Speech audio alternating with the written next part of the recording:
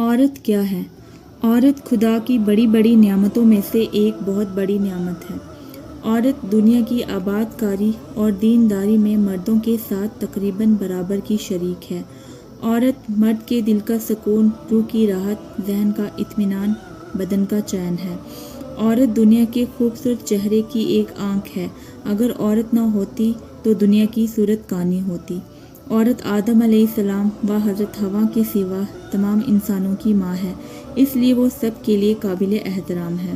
عورت کا وجود انسانی تمدن کے لیے بے حد ضروری ہے۔ اگر عورت نہ ہوتی تو مردوں کی زندگی جنگلی جانوروں سے بدتر ہوتی۔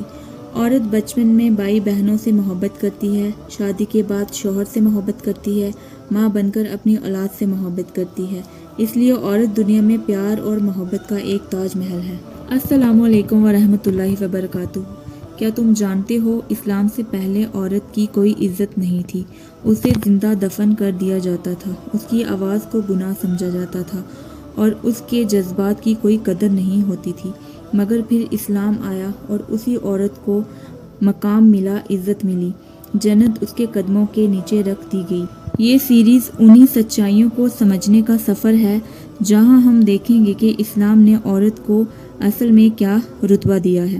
اگر آپ کو یہ سلسلہ پسند آئے تو ویڈیو کو لائک، کمنٹ، شیئر کریں اور چینل کو سبسکرائب کرنا نہ بھولیں تاکہ آپ کو ملتی رہے ایسی اور روحانی ویڈیوز۔ عورت اسلام سے پہلے۔ اسلام سے پہلے عورتوں کا حال بہت خراب تھا۔ دنیا میں عورتوں کی کوئی عزت و وقار ہی نہیں تھی۔ مردوں کی نظر میں اس سے زیادہ عورتوں کی کوئی حیثیت ہی نہیں تھی کہ وہ مردوں کی نفسانی خواہش پوری کرنے کا ایک کھلونا تھی۔ عورتیں دن رات مردوں کی قسم قسم کی خدمت کرتی تھی اور طرح طرح کے کاموں سے، یہاں تک کہ دوسروں کی محنت مزدوری کر کے جو کچھ کماتی تھی وہ بھی مردوں کو دے دیا کرتی تھی۔ مگر ظالم مرد پھر بھی ان عورتوں کی کوئی قدر نہیں کرتے تھے، بلکہ جانوروں کی طرح ان کو مارتے پیٹتے تھے۔ ذرا ذرا سی بات پر عورتوں کے کان، ناک وغیرہ کاٹ لیا کرتے تھے اور کبھی کبھی قتل بھی کر ڈالتے تھے۔ عرب کے لوگ لڑکیوں کو زندہ دفن کر دیا کرتے تھے اور باپ کے مرنے کے بعد اس کے لڑکے جس طرح باپ کی جائیداد اور سامان کے مالک ہو جایا کرتے تھے، اسی طرح اپنے باپ کی بیویوں کے بھی مالک بن جایا کرتے تھے اور ان عورتوں کو زبردستی لونڈیاں بنا کر رکھ لیا کرتے تھے۔ عورتوں کو ان کے ماں باپ، بھائی بہن یا شوہر کے میراث میں سے کوئی حصہ نہیں ملتا تھا، نہ عورتیں کسی چیز کی مالک ہوا کرتی تھی۔ عرب کے بعد قبیلوں میں یہ ظالمانہ دستور تھا کہ بیوہ ہو جانے کے بعد عورتوں کو گھر سے باہر نکال کر ایک چھوٹے سے تنگ و تاریک جھونپڑے میں 1 سال تک قید میں رکھا جاتا تھا۔ وہ جھونپڑے سے باہر نہیں نکل سکتی تھی، نہ غسل کرتی تھی، نہ کپڑے بدل سکتی تھی۔ کھانا، پانی اور اپنی ساری ضرورتیں اسی جھونپڑے میں پوری کرتی تھی۔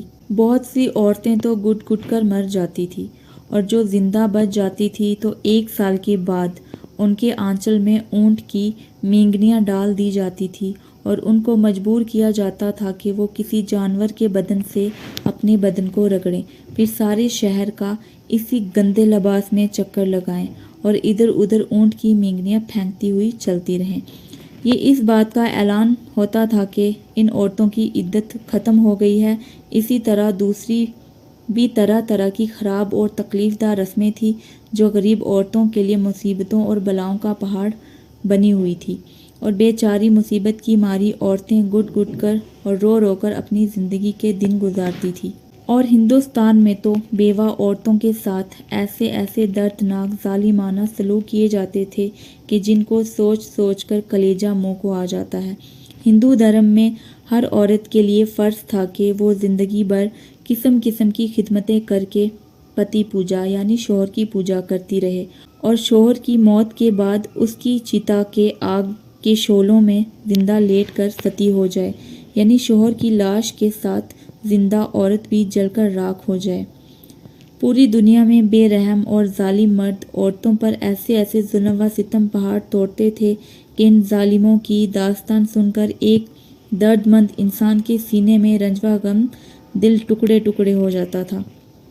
ان مظلوم اور بے کس عورتوں کی مجبوری و لاچاری کا یہ عالم تھا کہ سماج میں نہ ان عورتوں کے کوئی حقوق تھے، نہ ان کی مظلومیت پر دار و دار فریاد کے لیے کسی قانون کا کوئی سہارا تھا۔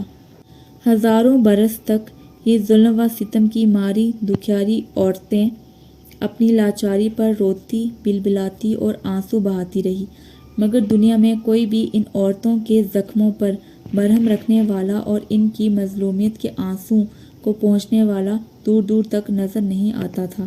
نہ دنیا میں کوئی بھی ان کے دکھ درد کی فریاد سننے والا تھا، نہ کسی کے دل میں ان عورتوں کے لیے بال برابر بھی رحم و کرم کا کوئی جذبہ تھا۔ عورتوں کے اس حال راز پر انسانیت رنج و غم سے بے چین اور بے قرار تھی، مگر اس کے لیے اس کے سوا کوئی چارہ نہیں تھا کہ وہ رحمت خداوندی کا انتظار کرے کہ ارحم الراحمین غیب سے کوئی ایسا سامان پیدا فرما دے کہ اچانک ساری دنیا میں ایک انوکھا انقلاب نمودار ہو جائے اور لاچار عورتوں کا سارا دکھ درد دور ہو کر ان کا بیڑا پار ہو جائے۔ چنانچہ رحمت اللہ عالمین کی رحمت کا آفتاب جب طلوع ہوا تو ساری دنیا نے اچانک یہ محسوس کیا کہ جہاں تاریک تھا، ظلمت کدا تھا، سخت کالا تھا، کوئی پردے سے کیا نکلا کہ گھر گھر میں اجالا تھا۔